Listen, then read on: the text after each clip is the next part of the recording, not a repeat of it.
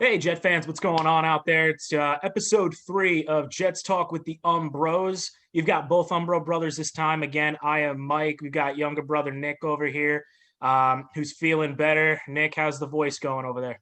It's going much better. Last couple of days were all, a little tough to battle through, but we're back and ready to I love it. All right, sounds good. So we've got a pretty good agenda today. We're going to talk about, Sam Darnold, realistic compensation, talk about the Jets versus Chargers game, Joe Flacco, and answer some questions from the fans. So, with that being said, let's just get right to it. I'm very excited. So, Nick, I'm going to give you the floor. Jets versus Chargers. Listen, the Jets are obviously 0-10, so you can't say too many positive things. But if you had to give me 3 takeaways from the game, what would those be?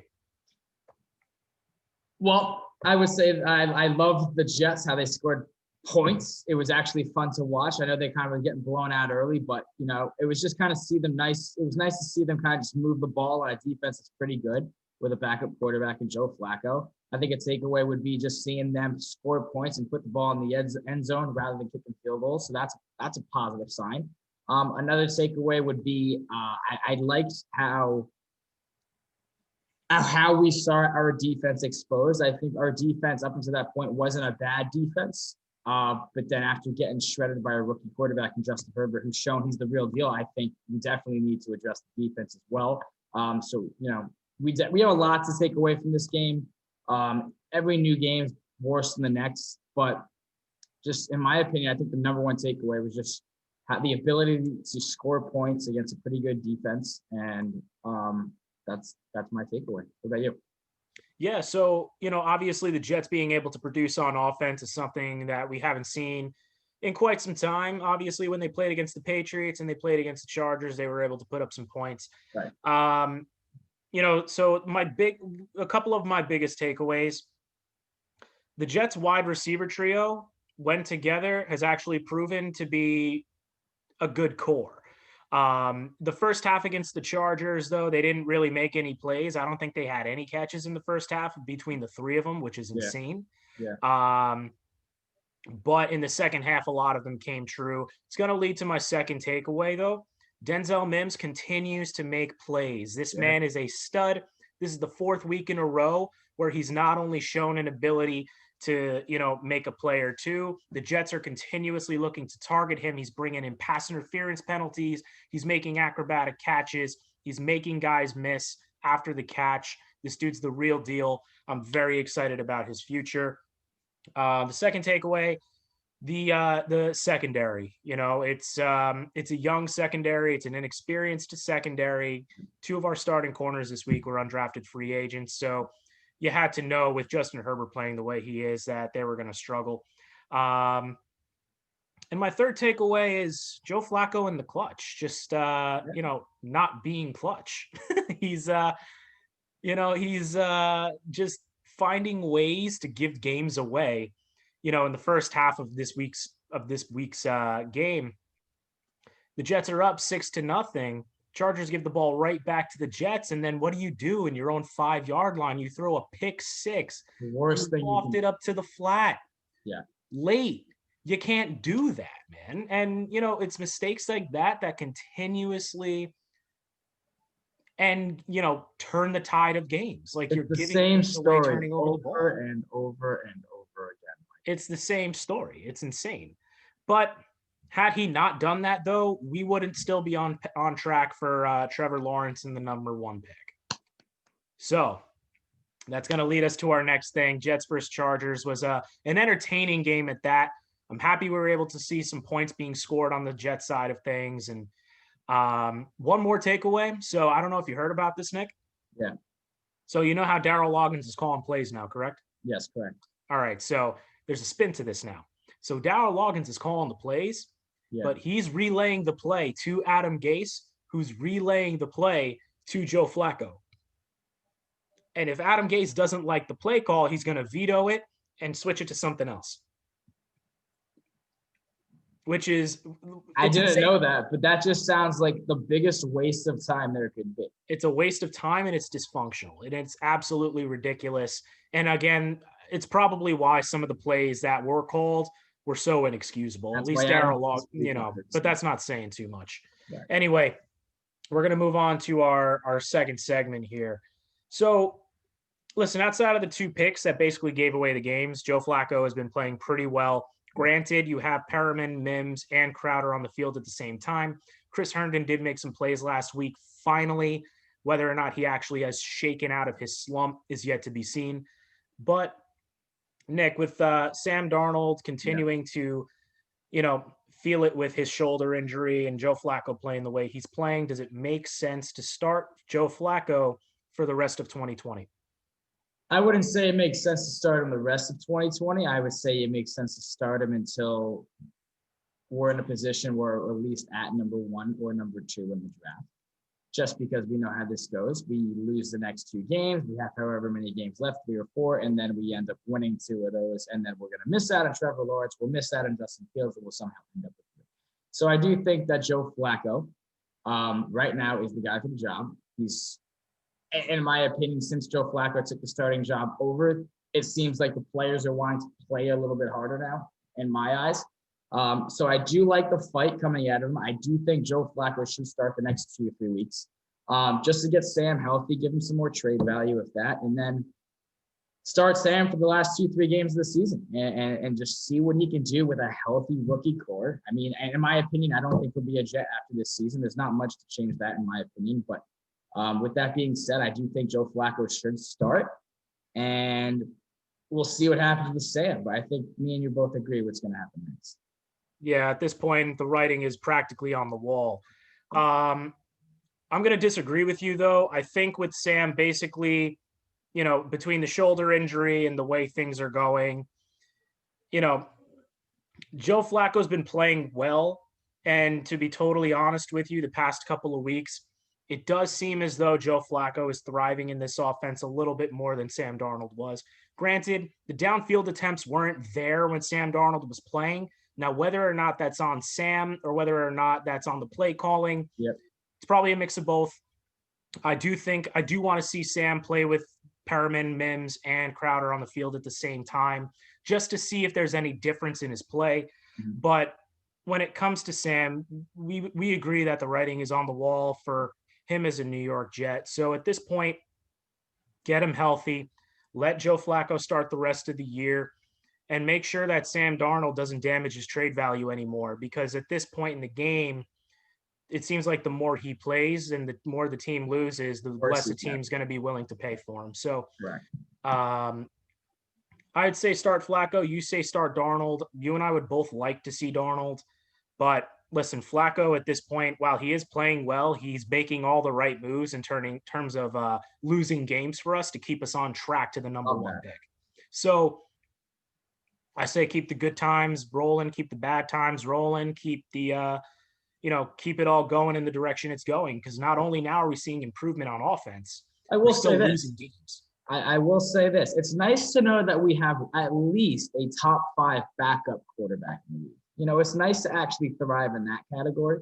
Yeah, Flacco's not bad. He's up there in age, but he can still ball at that age, Yeah, people forget he won the Super Bowl with the Ravens back in 2012 when he had, an offensive line and weapons and a good coach and a good defense and a good owner and loyal fans and, all that good stuff. So what we're going to do now, some of you guys have actually asked me a few questions throughout the course of the week. Some really good questions at that. Nick and I are going to answer those for you and give our open and honest opinions. Also, guys, real quick, don't forget to like, comment, and subscribe. The channel is Jet Flyers. The show is Jets Talk with the Umbros. Nick, what's your Instagram handle real quick? Nick Umbros 2. For those who are trying to give me a follow or give me a like, or definitely check us out. It's Nick Umbros 2 for Instagram. Very good. And my handle is Mike_Umbro. Shoot me a follow. Give me any questions Jet related that you have. I'll be more than happy to answer those in the next episode or episodes to come. With that, let's get to some questions. So real quick, Tom O'Connor out of Hoboken, New Jersey says, the Jets have scored 28 points in the last 2 games they've played each. What do you guys think has led to the improvement on offense? And does it make you question the Jets taking Trevor Lawrence at number 1 overall?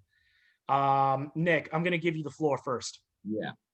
I think we have – it's a good question, Tom. I would say I do think that we have scored almost 30 points a game because they're letting Joe Flacco kind of spread it out and throw it around a little bit more. They're taking shots down the field. If they're not catching them, they have gotten some penalties to get them down the field. Take some time off the clock. Put the ball in the end zone rather than settling for field goals. That's been the difference maker. And besides that pick six that Joe Flacco was throwing, they really haven't turned the ball over as much as they usually do. So without turning the ball over and making sure you convert touchdowns instead of field goals is going to make the difference of putting up 30 points or 20 points every single game. With that being said, I do think that Trevor Lawrence is still the guy from New York Jets. I do not see Sam Darnold staying in New York. And if he does, we will be in the same position 365 days from now. He'll get hurt in the first 4 games of the year and miss half the year, and he's still not the guy. So Trevor Lawrence is the for sure number 1 draft pick. In my eyes, he's the guy for the Jets, and we have to address the offensive line to go with that. We saw what happened to Joe Burrow really quickly this week, and it's a damn shame because he was off to a terrific start for his rookie career. Draft Trevor Lawrence, you have your stud quarterback, and you just absolutely address nothing but receivers, O-line, pass rusher, cornerback for the next 2 years. Get your guys, get them now. This is the draft to do it, and let's just get this thing going. So Trevor Lawrence for sure. Okay, so I like what you mentioned about the Jets' improvement on offense. Obviously, the penalties are a big help. I'm going to add a couple of more things to that. So obviously having Perriman, Mims, and Crowder all together has definitely made a huge difference. I do also think that Joe Flacco playing back behind that offensive line, he seems a little bit more cool, seems a little bit more collected, obviously a lot more willing to get the ball downfield. Sure. Now, granted, Darnold hasn't played with all 3 of these guys together yet, but Joe Flacco, he doesn't look phased. The lack of offensive line play doesn't scare him at all. He's able to maneuver in the pocket. I do think the offensive line has played better in recent weeks, though. Right. I agree with that. So I think overall we're just finally seeing some improvement on offense, but I do think that Joe Flacco, 38-year-old Super Bowl MVP, is a better fit at quarterback right now for what Adam Gase is trying to do. Yeah. So I think it's a mix of things. Denzel Mims continuously improving every week is a massive help. So not only did he have 60 receiving yards last week on 4 catches, but he also probably gave the Jets 100 yards, maybe 90 yards in pass interference yardage alone. So having a guy that big, that fast, that much of a threat, and he, obviously defense needs to adjust.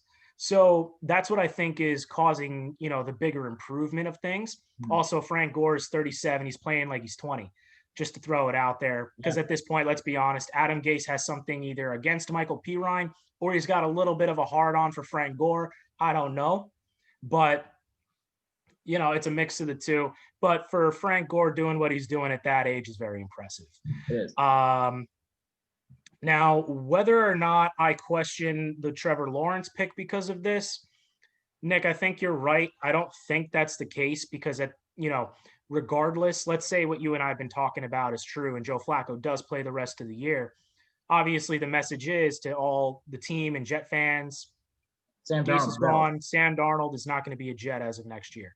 So you can't have 38-year-old Joe Flacco as your number 1 quarterback going into 2021. Like I said, he's a top 5 backup. He's a top 5 backup, but he's still a backup. So you got to be able to, come in if, let's say, Trevor Lawrence is hurt.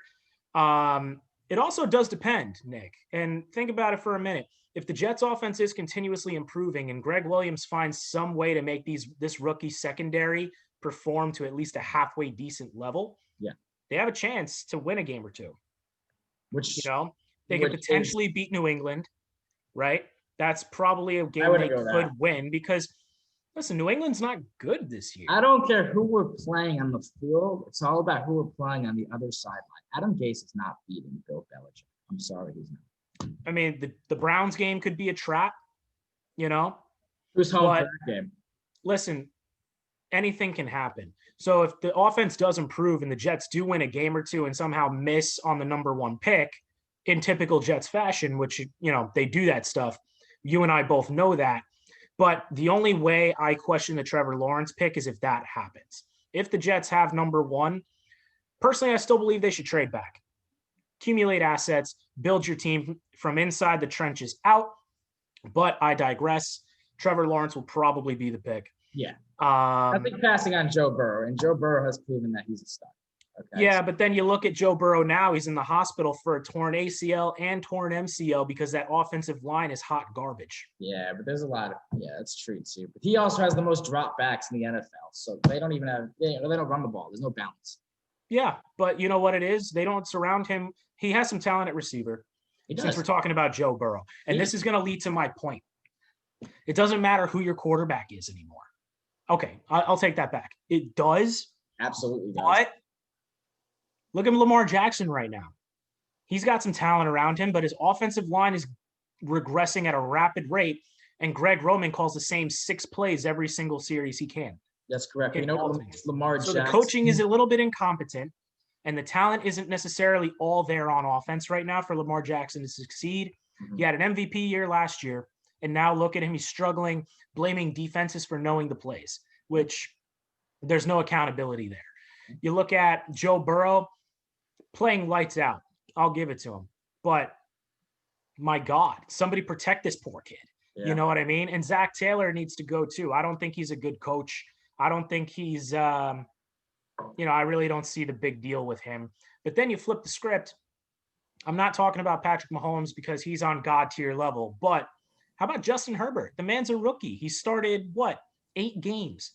The man has Mike Williams, Keenan Allen, Hunter Henry, some other weapons on offense. Yeah. A competent enough offensive line to protect him, and I like Anthony Lynn as a coach. They have an ex-Jets. They have an ex-Jets back in Ballage, who's pretty good too.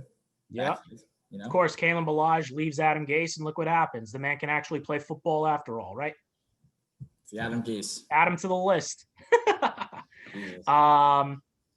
So, yeah, I mean, I don't question whether or not Lawrence is going to be the pick. It's just a matter of what pick they get, if I'm going to make any questions. It better be this number right here, because if it's anything else, I'm going to Bills Mafia, and I'm joining them because they're doing it right. They got Josh Allen. They got him the assets, and look at them. Now they're Super Bowl contenders, for God's sakes.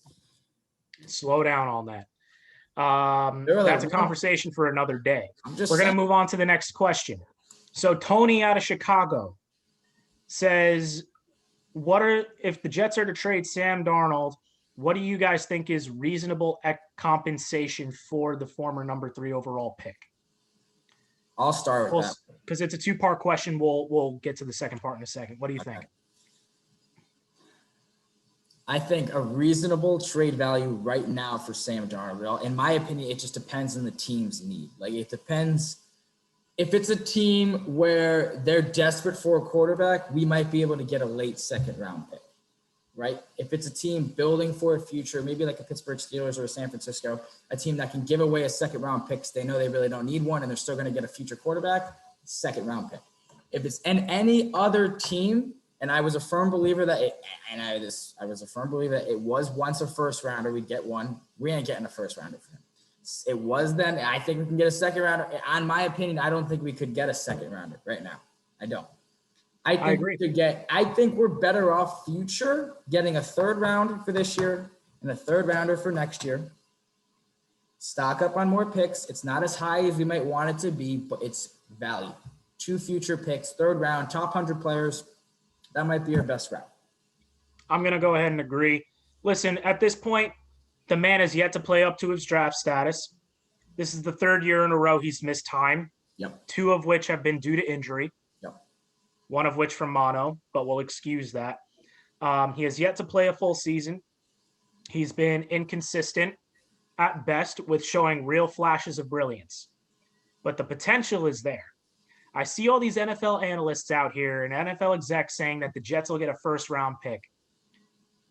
Now, I like Joe Douglas a lot, and what he was able to do for the Jamal Adams trade was nothing short of magical. But listen, you get a 2nd round pick, you clap your hands, you say, good deal. See you later. See you later. We'll take Sam, what we can get. Have a good time. That's it. USC quarterbacks. Never again. Any NFL team, I'm telling you, do not draft a USC quarterback. That's a conversation. They will for ruin your franchise. Well. Continue. So I think a second rounder is reasonable because the potential is there. It's also what the Cardinals got in compensation for Josh Rosen once they took Kyler Murray. Yep. So I think you need to take that into account. If this were any, a third rounder is probably a little bit more realistic at this point. 2. Because with Sam, there's more negative than there is positive. Right. But I could see a team like the Saints or a team like Tampa Bay or, a team like Pittsburgh who's willing to part ways with the second round pick for Sam. I don't think we're getting a first unless for whatever god awful reason a team decides to take a swing. Yeah. But I don't see that happening unless Joe Douglas has something up his sleeve. Listen, the man's done some really good work on the trade block, and he's been really good in the draft, from the year and a half we've had him. I believe in Big Joe, but the reason why also the New York Jets struggle to put a good team on the field is we can't win trades. When we try to trade players, I will say the Jamal Adams trade, in my opinion, we won that slam dunk. He hasn't even played a full season. Their defense is one of the worst in the NFL. Okay. We won that trade completely. All right. Besides that trade, the New York Jets cannot win a trade. They can't. And that's the reason why. So when we lose every single trade, we trade a player to whoever, that team 100% of the time wins that trade. We need to do a better job of trading players for better value and incorporating those value of picks into actual ball players. And I think Joe Douglas is the man to do it. I agree. But I also think Joe Douglas is the man to do it. He's a guy who's going to spend in free agency very sparingly. Yep. He loves to build through the draft, which is something I've been preaching since God only knows. So we'll see. Part 2 of the question from Tony from Chicago. Where do we think he's going to be the most successful if he is to leave New York? That's a good question. What do you think? I say San Francisco 100%. Okay. I say San Francisco because Mike Shanahan is a hell of an offensive mind. He's a hell of a coach. They already have an amazing run game. Yeah. Granted, they're dealing with some injuries this year. Yeah. But I can promise you that Sam Darnold in that offense will be 10 times better than Jimmy Garoppolo. I also think San Fran at this point is kind of done with Jimmy G. Yeah. He hasn't been able to play a full season, and when he does, he doesn't play well. And their offense is a hell of a lot better than New York's right now. Of course. Anybody. I just like the play style. I like the fit for Sam. I think in San Francisco he can have a Ryan Tannehill type of California. He's from there. That's a good pick. Well, what do you think? San Francisco is in my top 3, but I think it's either Pittsburgh or I do think it is the Tampa Bay Bucks. I think Tom Brady next year is another year older. Go get Sam. Let him learn from the GOAT in Tom Brady for a year with Mike Evans and Chris Godwin and Antonio Brown. I mean, there's endless weapons for Sam Darnold in Tampa Bay. I think Tampa would be a good option too. Warren, okay. He loves Tampa is probably more towards the bottom tier of the list. Yeah. Not bottom tier, but mid tier. They could get him for cheap, and we could get picks out of Tampa. They really don't. They're close to a Super Bowl contender. They want to win the Super Bowl with Brady. They're going to go all out. So we can get some value for him. I still think San Fran is the move. Anyway, the next and final question is from Jake from Jackson, New Jersey. Overall, what's your take on the rookie secondary, and what are your thoughts on the roughing the passer penalties that the Jets are setting records with this season? The Jets do lead the league in roughing the passer penalties. It's the most depressing thing to watch, in my opinion. It's like in baseball, Jake, because we used to play ball. I know him.